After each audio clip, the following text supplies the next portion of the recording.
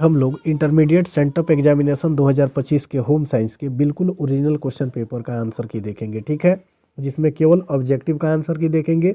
इसके बाद वाला वीडियो में हम पूरा सब्जेक्टिव का आंसर अपलोड कर देंगे। तो यदि आप चैनल पर पहली बार हैं तो चैनल को सब्सक्राइब जरूर कीजिए और अपने दोस्तों को भी शेयर जरूर कीजिए, ठीक है। चलिए क्वेश्चन को देखते हैं। देखिए बिल्कुल रियल पेपर है, यहाँ देख रहे हैं, ये बिल्कुल रियल पेपर है। देखिए सबसे पहले हम लोग देखेंगे, जितना एग्जाम दिए हैं तो आपको पता होगा कि इसी प्रकार से सेट कोड मिलता है। 1 से 70 तक ऑब्जेक्टिव क्वेश्चन दिया रहेगा, जिनमें से चुन करके 35 प्रश्नों का ही उत्तर आपको देना है। तो चलिए क्वेश्चन को देखते हैं। देखिए सबसे पहले इसमें क्वेश्चन नंबर 1 में हम लोग देखेंगे। 1 नंबर क्वेश्चन में पूछा हुआ है कि निम्न में से कौन सी ग्रंथि पुरुष प्रजनन अंगों से संबंधित है। तो इसका सही उत्तर ऑप्शन नंबर ए हो जाएगा, प्रोस्टेट ग्रंथि।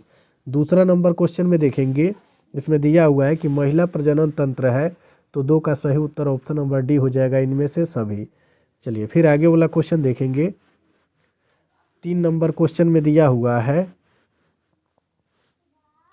निम्न में से कौन सा हार्मोन केवल महिलाओं को स्रावित करता है, महिलाओं में स्रावित होता है। तो 3 का सही उत्तर ऑप्शन नंबर ए हो जाएगा, प्रोलैक्टिन।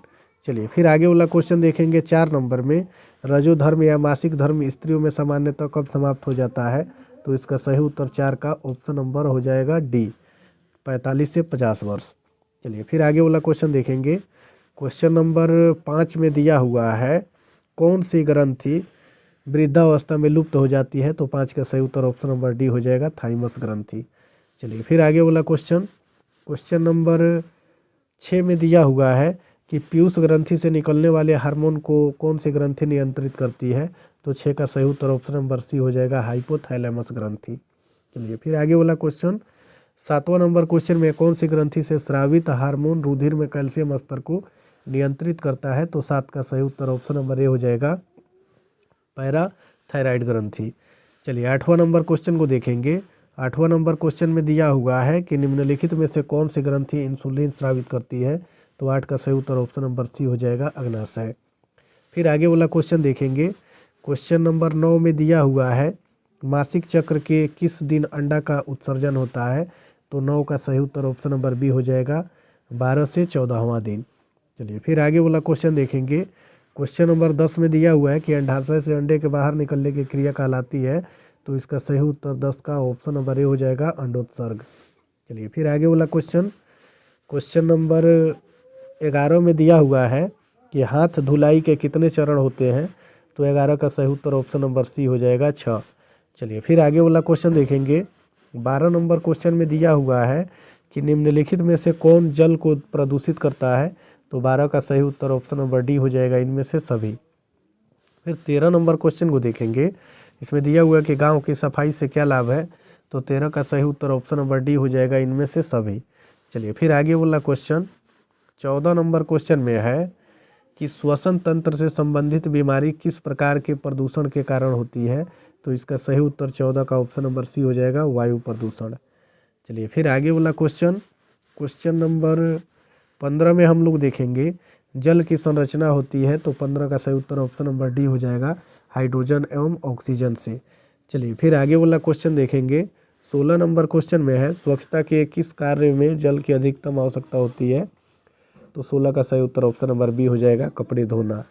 चलिए फिर आगे वाला क्वेश्चन, 17 नंबर क्वेश्चन में दिया हुआ है कि प्लास्टिक द्वारा किस प्रकार का प्रदूषण होता है। तो 17 का सही उत्तर ऑप्शन नंबर डी हो जाएगा, इनमें से सभी। 18 नंबर क्वेश्चन में फिर हम लोग देखेंगे। इसमें दिया हुआ है कि निम्नलिखित में से किस स्रोत से वायु प्रदूषित नहीं होती है। इसका सही उत्तर ऑप्शन नंबर बी हो जाएगा, श्वसन क्रिया। फिर 19 नंबर क्वेश्चन में पूछा हुआ है कि स्वच्छ भारत अभियान भारत सरकार द्वारा किस तिथि को आरंभ किया गया। इसका सही उत्तर ऑप्शन नंबर बी हो जाएगा, 9 अक्टूबर 2014 को।